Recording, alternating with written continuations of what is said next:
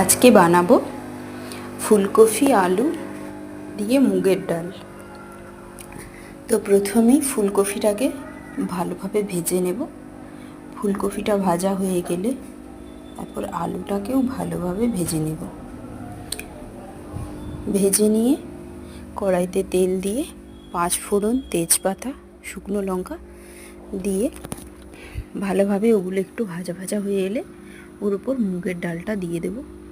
দিয়ে মুগের ডালটাকে একদম লালভাবে ভেজে নেব। ভেজে নিয়ে ওর উপর জল দিয়ে দেব। জল দিয়ে ভালো করে ফুটিয়ে নেব।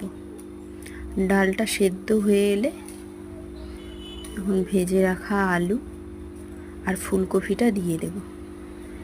দিয়ে ওর ওপর একটু লবণ আর আদা বাটা দিয়ে দেব এবং চিনি দিয়ে দেব। দিয়ে আবার একটু ঢাকনা দিয়ে সেদ্ধ হয়ে এলেই রেডি ফুলকপি দিয়ে আলু দিয়ে মুগের ডাল। তো রেসিপিটা কেমন লাগলো আপনারা সবাই কমেন্ট করে জানান। টাটা।